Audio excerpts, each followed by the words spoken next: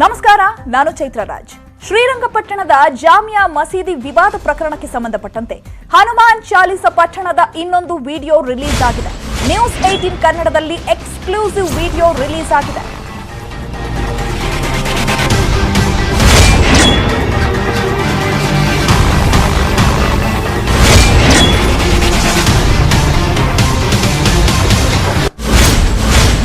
ತಾರೀಖಿನಂದು ಮಸೀದಿಗೆ ಹೋಗಿದ್ದಂತಹ ಇಬ್ಬರು ಕಾರ್ಯಕರ್ತರ ವಿಡಿಯೋ ರಿಲೀಸ್ ಆಗಿದೆ. ಇಬ್ಬರು ಹನುಮಾನ್ ಚಾಲಿಸ ಪಠಿಸಿದ ವಿಡಿಯೋ ರಿಲೀಸ್ ಆಗಿರುವಂತದ್ದು.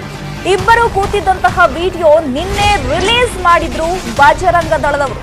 ಇನ್ನು ಮಸೀದಿ ಒಳಗೆ ಹೋಗುತ್ತಿರುವಂತಹ ವಿಡಿಯೋ ಇದೀಗ ರಿಲೀಸ್ ಆಗಿದೆ. ಇಬ್ಬರು ಮಸೀದಿಗೆ ಹೋಗಿದ್ರು ಅಂತ ಬಜರಂಗ ದಳದ ಮುಖಂಡರು ಹೇಳಿಕೆಯನ್ನ ಕೊಟ್ಟಿದ್ರು. ನಿನ್ನೆ ನ್ಯೂಸ್ 18ಗೆ ಬಜರಂಗ ದಳದ ಬಸವರಾಜ್ ಹೇಳಿಕೆಯನ್ನ ಕೊಟ್ಟಿದ್ರು. ನಮ್ಮ ಕಾರ್ಯಕರ್ತರು ನಿನ್ನೆ ಹೋಗಿ ಹನುಮಾನ್ ಚಾಲಿಸ ಪಠಣವನ್ನ ಪಠಿಸಿದ್ದಾರೆ ಅನ್ನುವಂತಹ ಹೇಳಿಕೆಯನ್ನ ಕೊಟ್ಟಿದ್ರು. ಈಗ ಮಸೀದಿ ಒಳಗೆ ಹೋಗಿದ್ದ ವಿಡಿಯೋ ಅಂತ ಹೇಳಿದೆ ಬಜರಂಗ ದಳ. ಪೊಲೀಸ್ ತನಿಖೆಯಿಂದ ಇದೀಗ ವಿಡಿಯೋದ ಅಸಲಿಯತ್ತು ಬಯಲಾಗಬೇಕು. ಪೊಲೀಸ್ ತನಿಖೆಯಿಂದ ಗೊತ್ತಾಗುತ್ತಾ? ಹಾಗಿದ್ರೆ ಸತ್ಯಾಸತ್ಯತೆ ಅನ್ನುವಂಥದ್ದು ಈಗಿರುವಂತಹ ಪ್ರಶ್ನೆ.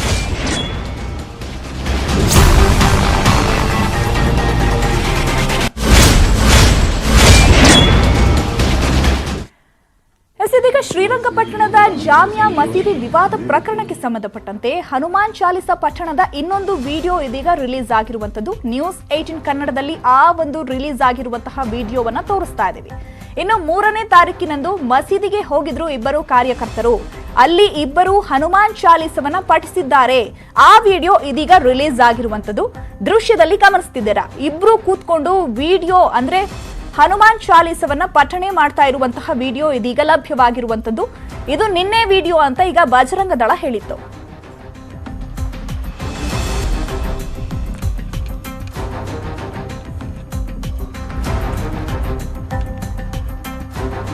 ಜಾಮಿಯಾ ಮಸೀದಿ ಆಸ್ತಿ ವಕ್ಫ್ ಬೋರ್ಡ್ಗೆ ಸೇರಿದ್ದು. ಇದರ ನಿರ್ವಹಣೆಯನ್ನ ಎಎಸ್ಐ ಮಾಡ್ತಾ ಇದೆ. ಟಿಪ್ಪು ವಕ್ಫ್ ಬೋರ್ಡ್ ಉಪಾಧ್ಯಕ್ಷ ಆಸಿಫ್ ಸೇಠ್ ಹೇಳಿಕೆಯನ್ನ ಕೊಟ್ಟಿದ್ದಾರೆ.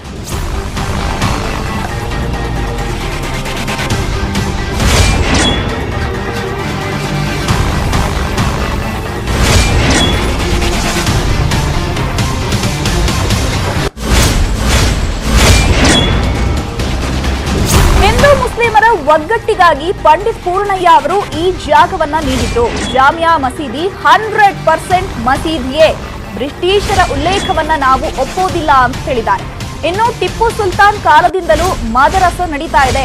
ಸಿಎಂ ಹಾಗೂ ಪೊಲೀಸ್ ಇಲಾಖೆ ಭದ್ರತೆಯನ್ನ ನೀಡಬೇಕಿದೆ. ಇನ್ನು ಚಿಲ್ಲರೆ ಪ್ರಚಾರ ಪಡೆಯೋದಕ್ಕೆ ಈ ರೀತಿಯನ್ನ ಮಾಡ್ತಿದ್ದಾರೆ ಅಂತ ಹೇಳಿಕೆಯನ್ನ ಕೊಟ್ಟಿದ್ದಾರೆ. ಟಿಪ್ಪು ವಕ್ಫ್ ಬೋರ್ಡ್ ಉಪಾಧ್ಯಕ್ಷ ಆಸಿಫ್ ಸೇಠ್ ಹೇಳಿಕೆಯನ್ನ ಕೊಟ್ಟಿರುವಂತದ್ದು.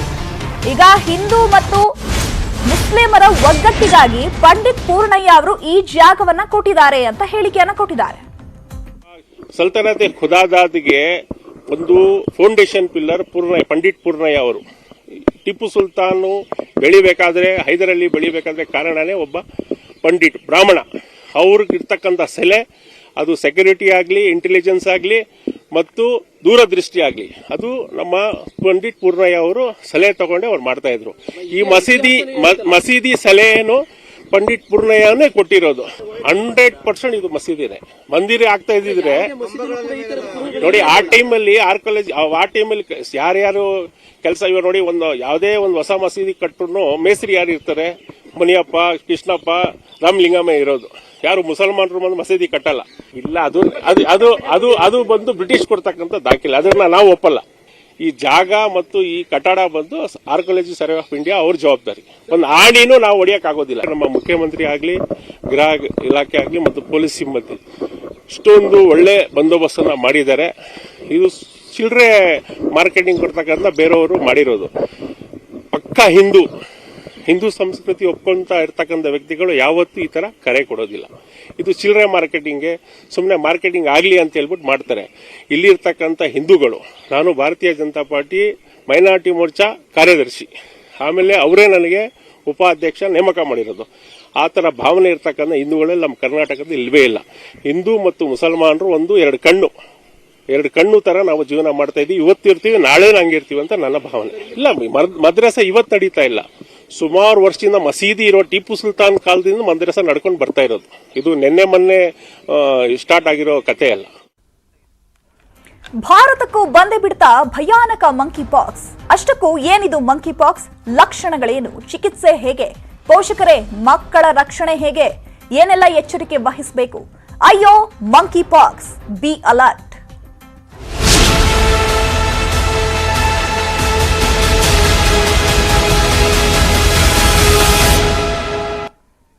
ಕೊರೋನಾ ಆಯ್ತು, ಇದೀಗ ಮಂಕಿ ಪಾಕ್ಸ್ ಭೀತಿ ಎದುರಾಗಿದೆ. ಭಾರತಕ್ಕೂ ಕಾಲಿಟ್ಟಿದ್ಯಾ ಮಹಾಮಾರಿ ಮಂಕಿ ಪಾಕ್ಸ್ ಅನ್ನುವಂತಹ ಪ್ರಶ್ನೆ ಎದುರಾಗಿದೆ. ಶಂಕಿತ ರೋಗಿಗಳ ಮಾದರಿಯನ್ನ ಪರೀಕ್ಷೆಗೆ ರವಾನಿಸಲಾಗಿದೆ.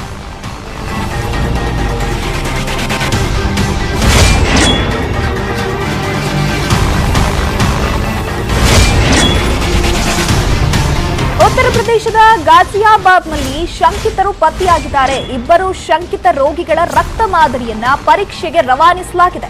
ವಿದೇಶಗಳಲ್ಲಿ ಹರಡುತ್ತಿದೆ ಈ ಮಂಕಿ ಪಾಕ್ಸ್. ಈಗ ಭಾರತಕ್ಕೂ ಕಾಲಿಡ್ತಾ ಅನ್ನುವಂತಹ ಆತಂಕ, ಭೀತಿ ಎದುರಾಗಿರುವಂತದ್ದು. ವಿದೇಶಗಳಲ್ಲಿ ಇದೀಗ ಮಂಕಿ ಪಾಕ್ಸ್ ಸಾಕಷ್ಟು ಪ್ರಕರಣಗಳು ಪತ್ತೆಯಾಗ್ತಾ ಇದೆ. ಈಗ ಉತ್ತರ ಪ್ರದೇಶದ ಗಾಜಿಯಾಬಾದ್ನಲ್ಲಿ ಶಂಕಿತರು ಪತ್ತೆಯಾಗಿದ್ದಾರೆ.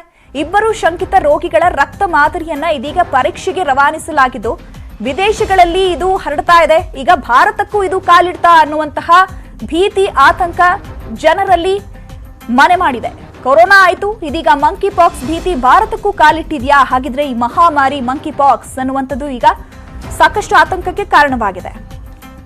ಈಗ ಏನಿದು ಮಂಕಿ ಪಾಕ್ಸ್? ಮಂಕಿ ಪಾಕ್ಸ್ ಅಪರೂಪದ ಒಂದು ಕಾಯಿಲೆ, ಈಗ ಕಾಣಿಸ್ಕೊಂಡಿರುವಂತಹ ಅಪರೂಪದ ಕಾಯಿಲೆ. ಈಗ ಸಿಡುಬಿಗಿಂತ ಕಡಿಮೆ ತೀವ್ರತೆಯನ್ನ ಈ ಮಂಕಿ ಪಾಕ್ಸ್ ಹೊಂದಿರುತ್ತೆ. ಪಶ್ಚಿಮ ಮಧ್ಯ ಆಫ್ರಿಕಾ ಮೂಲವನ್ನ ಹೊಂದಿರುತ್ತೆ. ಇದು ಮೇ ತಿಂಗಳಿನಿಂದ ಯುರೋಪ್ನಲ್ಲೂ ಈ ಲಕ್ಷಣಗಳು ಪತ್ತೆಯಾಗಿದೆ. ಹಾಗಿದ್ರೆ ವಿದೇಶಗಳಲ್ಲೂ ಈ ರೀತಿಯಾದ ಪ್ರಕರಣಗಳು ಬೆಳಕಿಗೆ ಬರ್ತಾ ಇದೆ. ಇದೀಗ ಅಮೆರಿಕಾದಲ್ಲಿ 21 ಪ್ರಕರಣಗಳು ಪತ್ತೆಯಾಗಿದೆ ಅನ್ನುವಂತಹ ಮಾಹಿತಿ ಲಭ್ಯವಾಗಿರುವಂತದ್ದು. ವಿಶ್ವದಾದ್ಯಂತ 700ಕ್ಕೂ ಹೆಚ್ಚು ಕೇಸ್ ಇದೀಗ ಪತ್ತೆಯಾಗಿದೆ ಮಂಕಿ ಪಾಕ್ಸ್. ಸ್ಪೇನ್ ಹಾಗೆ ಪೋರ್ಚುಗಲ್, ಕೆನಡಾದಲ್ಲಿ ಮಂಕಿ ಪಾಕ್ಸ್ ಪತ್ತೆಯಾಗಿದೆ. ಪಶ್ಚಿಮ ಮಧ್ಯ ಆಫ್ರಿಕಾ ಮೂಲದ್ದು. ಈಗ ಮಂಕಿ ಪಾಕ್ಸ್ ಅಂತಂದ್ರೆ ಏನು, ಯಾವೆಲ್ಲ ದೇಶಗಳಲ್ಲಿ ಇದು ಕಾಣಿಸ್ಕೊಳ್ತಾ ಇದೆ, ಹಾಗೆ ಮೇ ತಿಂಗಳಿನಿಂದ ಯುರೋಪ್ನಲ್ಲೂ ಲಕ್ಷಣಗಳು ಕಂಡು ಬರ್ತಾ ಇದೆ. ಮಂಕಿ ಪಾಕ್ಸ್ ಅನ್ನುವಂಥದ್ದು ಅಪರೂಪದ ಕಾಯಿಲೆ ಈಗ ಕಾಣಿಸಿಕೊಳ್ತಾ ಇದೆ. ಇದು ಮಂಕಿ ಪಾಕ್ಸ್ ಅನ್ನೋದು ಒಂದು ವೈರಸ್ ಅನ್ನುವಂತಹ ಮಾಹಿತಿ ಲಭ್ಯವಾಗಿರುವಂತದ್ದು. ಇನ್ನು ಮಂಕಿ ಪಾಕ್ಸ್ ಲಕ್ಷಣಗಳು ಯಾವ ರೀತಿ ಇರುತ್ತೆ? ಜ್ವರ, ಶೀತ, ತಲೆನೋವು ಕಾಣಿಸಿಕೊಳ್ಳುತ್ತೆ, ಸ್ನಾಯು ನೋವು, ಹಾಗೆ ಆಯಾಸ ಕೂಡ ಆಗುತ್ತೆ, ಟಯರ್ಡ್ ಆಗುತ್ತೆ ಇದರಿಂದ. ಇನ್ನು ಮುಖ, ದೇಹದ ಮೇಲೆ ಗುಳ್ಳೆಗಳು ಏಳುತ್ತೆ ಅನ್ನುವಂಥದ್ದು ಈಗ ಲಭ್ಯವಾಗಿರುವಂಥದ್ದು ಮಾಹಿತಿ. ವಿಪರೀತ ಚಳಿ ಆಗುತ್ತೆ, ಸ್ನಾಯು ಸೆಳೆತವಾಗುತ್ತೆ, ಇವೆಲ್ಲ ಕೂಡ ಮಂಕಿ ಪಾಕ್ಸ್ ನ ಲಕ್ಷಣಗಳು. ಮೈಕೈ ನೋವಾಗುತ್ತೆ, ಆಯಾಸ ಆಗುತ್ತೆ, ಹಾಗೆ ಮುಖದಲ್ಲಿ ಪಿಂಪಲ್ಸ್ಗಳು ಏಳುತ್ತೆ, ಊದ್ಕೊಂಡಂತೂ ಇನ್ನು ಗ್ರಂಥಗಳು ಕೂಡ ಊದ್ಕೊಳ್ಳುತ್ತೆ ಇಲ್ಲಿ. ಇವೆಲ್ಲ ಕೂಡ ಸಿಂಪ್ಟಮ್ಸ್ಗಳು ಕಂಡಾಕ್ಷಣ ನೀವು ಡಾಕ್ಟರ್ನ ಹೋಗಿ ಕಾಂಟ್ಯಾಕ್ಟ್ ಮಾಡಬೇಕಾಗತ್ತೆ, ಟ್ರೀಟ್ಮೆಂಟ್ ಅನ್ನ ಪಡ್ಕೊಳ್ಬೇಕಾಗತ್ತೆ. ಬಟ್ ಇವಾಗ ಹೇಗೆ ಮಂಕಿ ಪಾಕ್ಸ್ ಅಂತ ಹೇಗೆ ಇದನ್ನ ಪತ್ತೆ ಹಚ್ಚೋದು ಅನ್ನುವಂಥದ್ದನ್ನ ನಾವು ತೋರಿಸ್ತಾ ಇದೀವಿ. ಲಕ್ಷಣಗಳು ಯಾವ ರೀತಿ ಇರುತ್ತೆ ಅಂತ. ವಿಪರೀತ ಚಳಿ ಆಗುತ್ತೆ, ಸ್ನಾಯು ಸೆಳೆತ ಆಗುತ್ತೆ. ಇನ್ನು ಮಂಕಿ ಪಾಕ್ಸ್ ಅಪರೂಪದ ಕಾಯಿಲೆ ಆಗಿರೋದ್ರಿಂದ, ವೈರಸ್ ಆಗಿರೋದ್ರಿಂದ ಇದನ್ನ ಹಾಗೆ ನಾವು ನಿರ್ಲಕ್ಷ್ಯ ಮಾಡೋಕೆ ಸಾಧ್ಯವಿಲ್ಲ. ಸಿಡುಬಿಗಿಂತ ಕಡಿಮೆ ತೀವ್ರತೆಯನ್ನ ಇದು ಹೊಂದಿರುತ್ತೆ. ಪಶ್ಚಿಮ ಮಧ್ಯ ಆಫ್ರಿಕಾ ಮೂಲದಿದ್ದಾಗಿದ್ದು ಈಗ ವಿದೇಶಗಳಲ್ಲೂ ಕೂಡ ಸಾಕಷ್ಟು ಪ್ರಕರಣಗಳು ಕಂಡು ಬರ್ತಾ ಇರುವಂತದ್ದು. ಈಗ ಇತ್ತೀಚೆಗೆ ಯುರೋಪ್ನಲ್ಲೂ ಕೂಡ ಮೇ ತಿಂಗಳಿನಿಂದ ಲಕ್ಷಣಗಳು ಕಂಡು ಬರ್ತಾ ಇದೆ. ಅಮೆರಿಕಾದಲ್ಲಿ ಈವರೆಗೂ 21 ಪ್ರಕರಣಗಳು ಪತ್ತೆಯಾಗಿದ್ದು, ಸೊ ಟ್ರೀಟ್ಮೆಂಟ್ ಅನ್ನ ಸಹ ಕೊಡಲಾಗ್ತಾ ಇದೆ. ವಿಶ್ವದಾದ್ಯಂತ 700ಕ್ಕೂ ಹೆಚ್ಚು ಕೇಸ್ ಪತ್ತೆಯಾಗಿದೆ.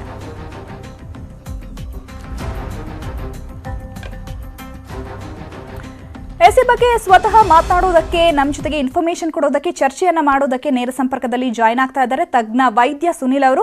Hello sir, very good morning.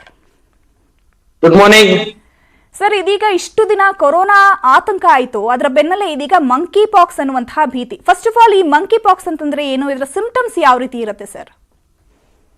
Monkey pox ಅದು ಒಂದು ವೈರಸ್ ಡಿಸೀಸ್. ಹೊಸದಾಗಿ ಅಂದ್ರೆ ಈಗ 1970ರಲ್ಲಿ ಇದು ಸೌತ್ ಆಫ್ರಿಕಾದಲ್ಲಿ ಪ್ರಥಮ ಬಾರಿ ಕಾಣಿಸ್ಕಂತು.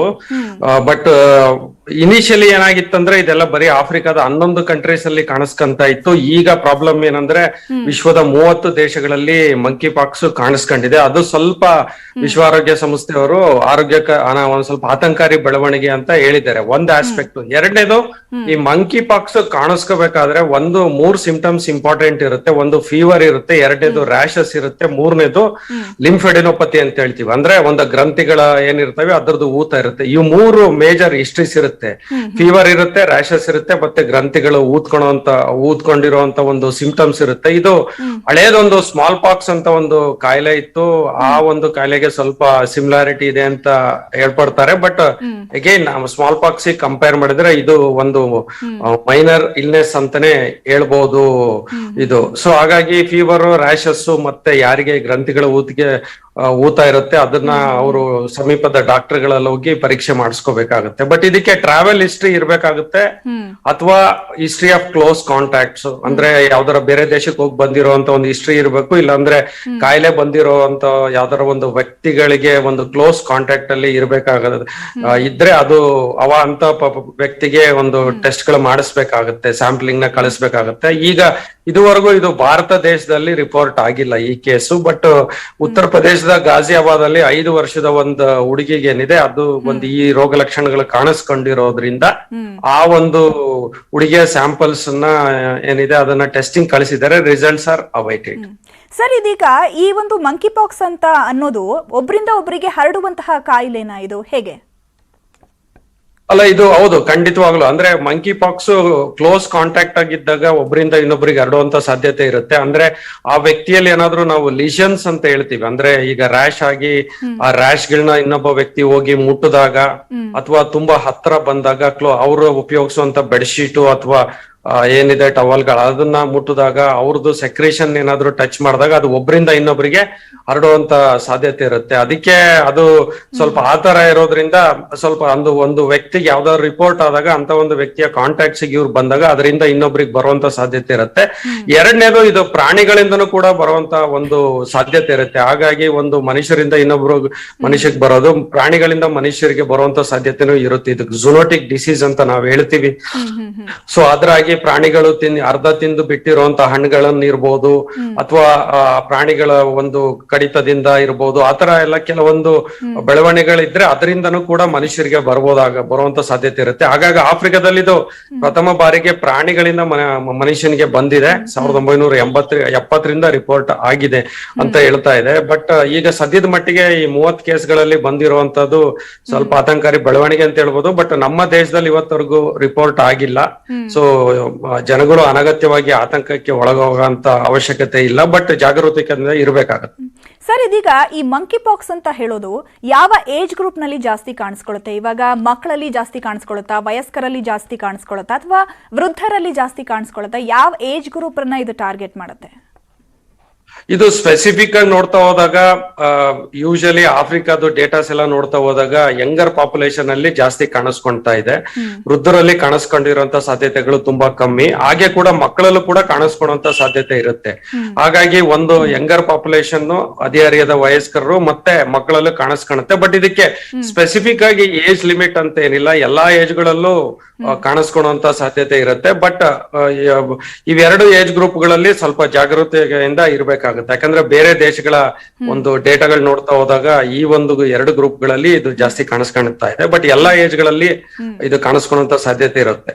ಸರ್, ಈಗ ಮಂಕಿ ಪಾಕ್ಸ್ ಬಂದಾದ್ಮೇಲೆ ಯಾವ ರೀತಿ ಮುನ್ನೆಚ್ಚರಿಕಾ ಕ್ರಮಗಳನ್ನ ತೆಗೆದುಕೊಳ್ಬೇಕಾಗತ್ತೆ? ಪ್ರಿಕಾಷನರೀಸ್ ಯಾವ ರೀತಿ ತಗೊಳ್ಬೇಕಾಗತ್ತೆ?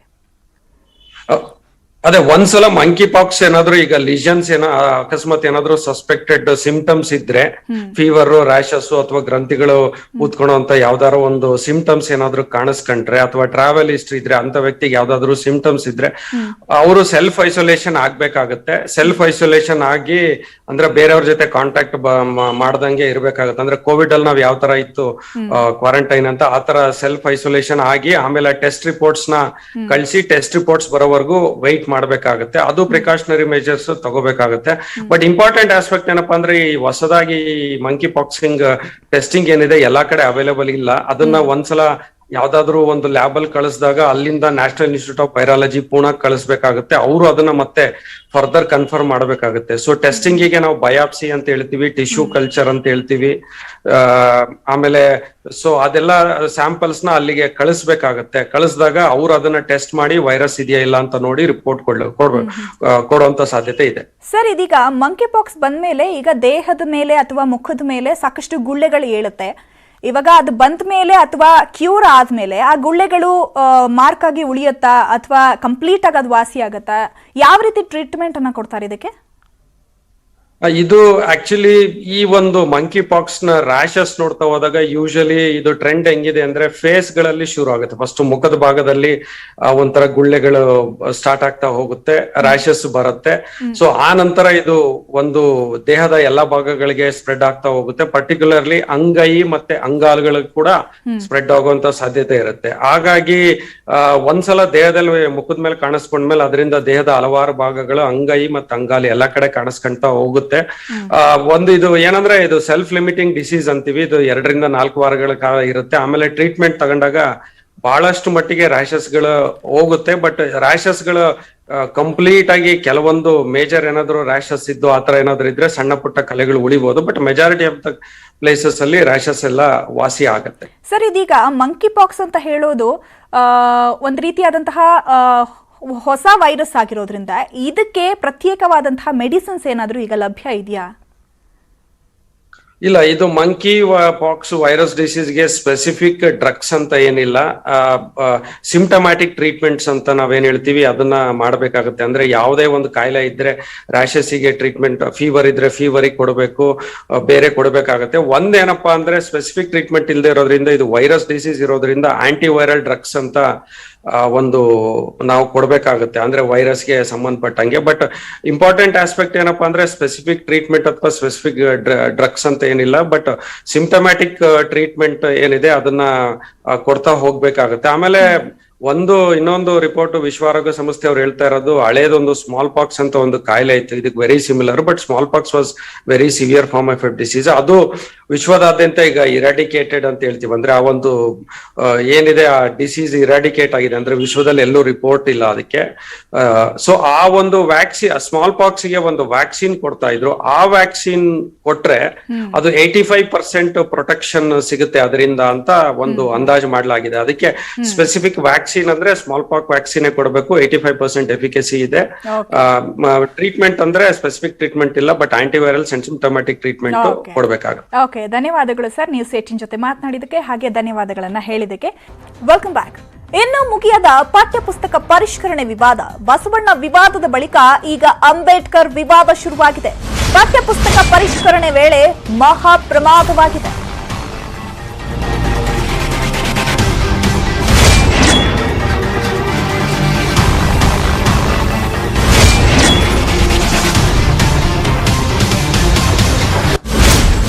ಅಂಬೇಡ್ಕರ್ ಅವರಿಗಿದ್ದ ಸಂವಿಧಾನ ಶಿಲ್ಪಿ ಬಿರುದಿಗೆ ಇಲ್ಲಿ ಕತ್ತರಿಯನ್ನ ಹಾಕಲಾಗಿದೆ. ಬರಗೂರು ರಾಮಚಂದ್ರಪ್ಪ ಪರಿಷ್ಕೃತ ಪಟ್ಟಿಯಲ್ಲಿ ಸಂವಿಧಾನ ಶಿಲ್ಪಿ ಎಂದು ಉಲ್ಲೇಖವನ್ನ ಮಾಡಲಾಗಿತ್ತು. ಈಗ ರೋಹಿತ್ ಪರಿಷ್ಕೃತ ಪಠ್ಯದಲ್ಲಿ ಸಂವಿಧಾನ ಶಿಲ್ಪಿ ಎಂಬ ಪದವೇ ಮಾಯವಾಗಿ ಬಿಟ್ಟಿದೆ. 9ನೇ ತರಗತಿಯ ನಮ್ಮ ಸಂವಿಧಾನ ಪಠ್ಯದಲ್ಲಿ ಆಗಿರುವಂತಹ ಪರಿಷ್ಕರಣೆ ಇದು. ನಮ್ಮ ಸಂವಿಧಾನ ಪಠ್ಯದಲ್ಲಿ ಕರಡು ರಚನಾ ಸಮಿತಿ ಬಗ್ಗೆ ಮಾಹಿತಿಯನ್ನ ಕೊಡಲಾಗಿತ್ತು. ಸಂವಿಧಾನ ಶಿಲ್ಪಿ ಎಂಬ ಪದ ಸೇರಿದ್ದ ವಾಕ್ಯಕ್ಕೆ ಇದೀಗ ಕತ್ತರಿಯನ್ನ ಹಾಕಲಾಗಿರುವಂತದ್ದು. ಇದೀಗ ವಾದ ವಿವಾದಗಳು ಜೋರಾಗ್ತಾ ಇರುವಂತಹ ಹೊತ್ತಲ್ಲೇ ಈಗ ಪಠ್ಯ ಪುಸ್ತಕ ಪರಿಷ್ಕರಣೆ ವಿವಾದ ಭುಗಿಲೆದ್ದಿದೆ. ಬಸವಣ್ಣನ ವಿವಾದದ ಬಳಿಕ ಈಗ ಅಂಬೇಡ್ಕರ್ ವಿವಾದ ತಾರಕಕ್ಕೇರ್ತಾ ಇದೆ. ಪಠ್ಯ ಪುಸ್ತಕ ಪರಿಷ್ಕರಣೆ ವೇಳೆ ಮಹಾ ಪ್ರಮಾದವಾಗಿದೆ ಅಂತ ಹೇಳಲಾಗ್ತಾ ಇದೆ. ಹಾಗಿದ್ರೆ ಅಂಬೇಡ್ಕರ್ ಅವರಿಗಿದ್ದಂತಹ ಸಂವಿಧಾನ ಶಿಲ್ಪಿ ಬಿರುದಿಗೆ ಇಲ್ಲಿ ಕತ್ತರಿಯನ್ನ ಹಾಕಲಾಗಿದ್ಯಾ? ಬರಗೂರು ರಾಮಚಂದ್ರಪ್ಪ ಪರಿಷ್ಕೃತ ಪಟ್ಟಿಯಲ್ಲಿ ಸಂವಿಧಾನ ಶಿಲ್ಪಿ ಅಂತ ಉಲ್ಲೇಖವನ್ನ ಮಾಡಿತ್ತು. ಈಗ ರೋಹಿತ್ ಪರಿಷ್ಕೃತ ಪಠ್ಯದಲ್ಲಿ ಸಂವಿಧಾನ ಶಿಲ್ಪಿ ಎಂಬ ಪದವನ್ನೇ ತೆಗೆದು ಹಾಕಲಾಗಿದ್ಯಾ, ಮಾಯವಾಗ್ಬಿಟ್ಟಿದೆ ಅನ್ನುವಂಥದ್ದು ಪ್ರಶ್ನೆ ಕೂಡ ಎದುರಾಗಿರುವಂಥದ್ದು. 9ನೇ ತರಗತಿಯ ನಮ್ಮ ಸಂವಿಧಾನ ಪಠ್ಯದಲ್ಲಿ ಆಗಿರುವಂತಹ ಪರಿಷ್ಕರಣೆ ಇದಾಗಿದೆ. ನಮ್ಮ ಸಂವಿಧಾನ ಪಠ್ಯದಲ್ಲಿ ಕರಡು ರಚನಾ ಸಮಿತಿ ಬಗ್ಗೆ ಮಾಹಿತಿಯನ್ನ ಕೊಡಲಾಗಿತ್ತು. ಬಟ್ ಈಗ ಆ ಮಾಹಿತಿಯನ್ನ ತೆಗೆದು ಹಾಕಲಾಗಿದೆ. ಸಂವಿಧಾನ ಶಿಲ್ಪಿ ಎಂಬ ಪದವನ್ನ ಸೇರಿಸಿದ್ದಂತಹ ವಾಕ್ಯಕ್ಕೆ ಕತ್ತರಿಯನ್ನ ಹಾಕಲಾಗಿದೆ. ಇದರಿಂದ ಸರ್ಕಾರವೇ ಎಲ್ಲೋ ಒಂದ್ ಕಡೆ ವಿವಾದಕ್ಕೆ ಆಹ್ವಾನವನ್ನ ಕೊಡ್ತಾ ಇದೆಯಾ? ಪದೇ ಪದೇ ಈ ರೀತಿಯಾದಂತಹ ತಪ್ಪುಗಳನ್ನ ಮರುಕಳಿಸ್ತಾ ಇದೆಯಾ?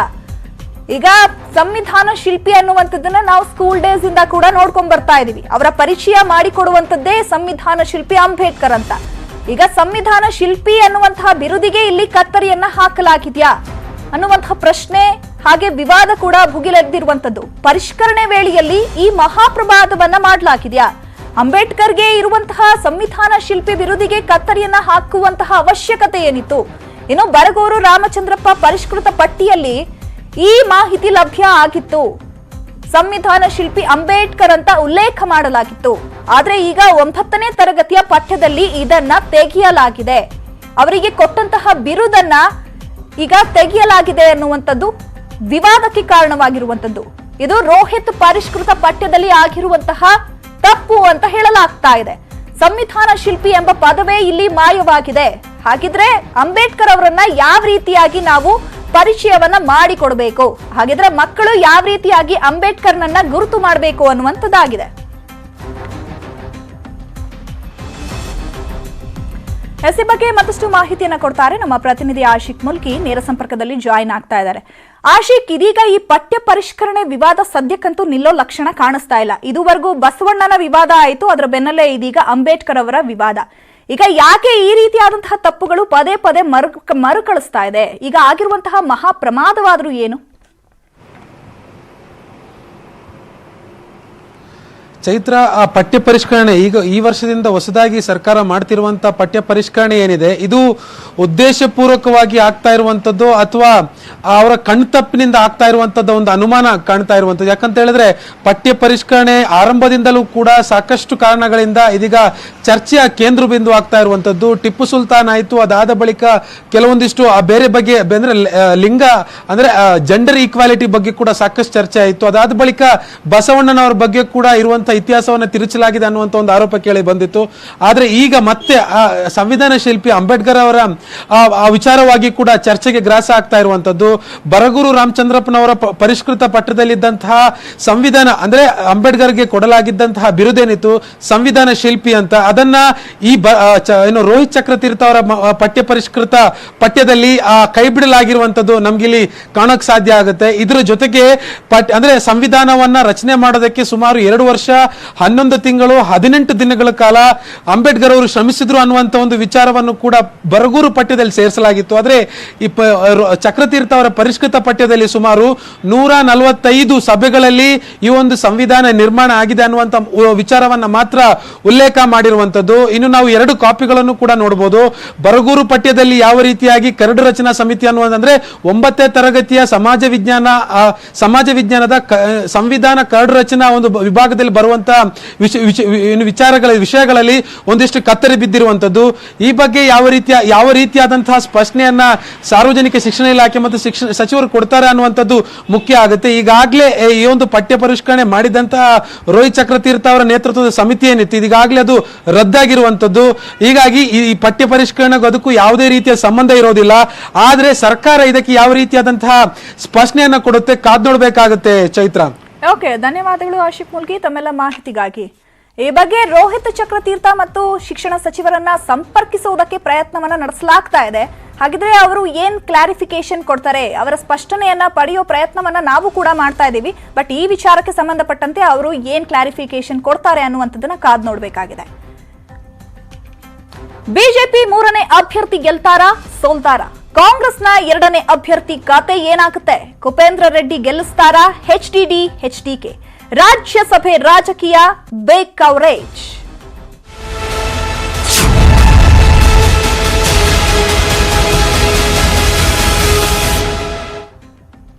ರಾಜ್ಯ ರಾಜಕಾರಣದಲ್ಲೀಗ ರಾಜ್ಯಸಭೆ ಟೆನ್ಷನ್ ಶುರುವಾಗಿದೆ. ಅಭ್ಯರ್ಥಿಗಳನ್ನ ಗೆಲ್ಲಿಸಲು 3 ಪಕ್ಷಗಳು ಸರ್ಕಸ್ ಅನ್ನ ನಡೆಸ್ತಾ ಇದೆ. ತನ್ನ 3 ಅಭ್ಯರ್ಥಿಗಳನ್ನ ಗೆಲ್ಲಿಸಲು ಬಿಜೆಪಿ ಪಣವನ್ನ ತೊಟ್ಟಿದೆ.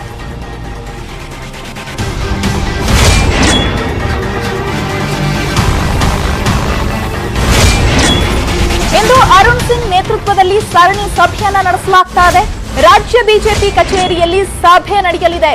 3ರನ್ನ ಗೆಲ್ಲಿಸಲು ರಣತಂತ್ರಗಳನ್ನ ಕುರಿತು ಇಲ್ಲಿ ಚರ್ಚೆಯನ್ನ ಮಾಡಲಾಗುತ್ತೆ. 2 ಅಭ್ಯರ್ಥಿ ಗೆಲ್ಲಿಸಲು ಯಾವುದೇ ಸಮಸ್ಯೆ ಈಗ ಇಲ್ಲ. ಆದ್ರೆ 3ನೇ ಅಭ್ಯರ್ಥಿಯನ್ನ ಗೆಲ್ಲಿಸಲು ಮತಗಳ ಕೊರತೆ ಇರೋದ್ರಿಂದ ಹೀಗಾಗಿ ಆ ಮತಗಳ ಕ್ರೋಢೀಕರಣ ಸಂಬಂಧ ಇದೀಗ ಚರ್ಚೆಯನ್ನ ನಡೆಸಲಾಗ್ತಾ ಇದೆ. ಈಗ ನಾವು 3 ಅಭ್ಯರ್ಥಿಗಳನ್ನ ಗೆಲ್ಲಿಸಲೇಬೇಕು ಅನ್ನುವಂತಹ ಪಣವನ್ನ ತೊಟ್ಟಿರುವಂತದ್ದು ಬಿಜೆಪಿ. ಈಗ 2 ಅಭ್ಯರ್ಥಿಗಳನ್ನ ಈಸಿಯಾಗಿ ಗೆಲ್ಲಿಸಬಹುದು. ಈಗ 3 ಅಭ್ಯರ್ಥಿಗಳು ಅಂತಂದ್ರೆ ಒಂದು ನಿರ್ಮಲಾ ಸೀತಾರಾಮನ್, ಹಾಗೆ ಜಗ್ಗೇಶ್, ಹಾಗೆ ಲೆಹರ್ ಸಿಂಗ್ ಅವರು. ಈಗ ನಿರ್ಮಲಾ ಸೀತಾರಾಮನ್ ಹಾಗೆ ಜಗ್ಗೇಶ್ ಅವ್ರನ್ನ ಈಸಿಯಾಗಿ ಗೆಲ್ಲಿಸ್ಕೊಳ್ಳುತ್ತೆ ಬಿಜೆಪಿ ಅವರು. ಆದ್ರೆ ಈಗ ಲೆಹರ್ ಸಿಂಗ್ ಗಳಿಗೆ ಇಲ್ಲಿ ಮತಗಳ ಕೊರತೆ ಆಗುತ್ತೆ. ಮತಗಳ ಕ್ರೋಢೀಕರಣವನ್ನ ಹೇಗೆ ಮಾಡಬೇಕು ಅಂತ ಇದೀಗ ಬಿಜೆಪಿ ರಣತಂತ್ರವನ್ನ ಹೆಣಿತಾ ಇರೋದು.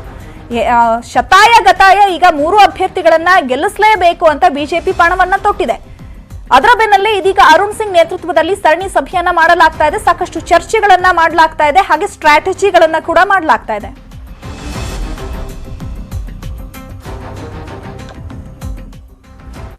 ಇವಿಷ್ಟು ಈ ಹೊತ್ತಿನ ಪ್ರಮುಖ ಸುದ್ದಿ. ನೋಡ್ತಾ ಇರಿ News 18 ಕನ್ನಡ. ಜಾಲ ನಮ್ಮದು, ಬಲ ನಿಮ್ಮದು.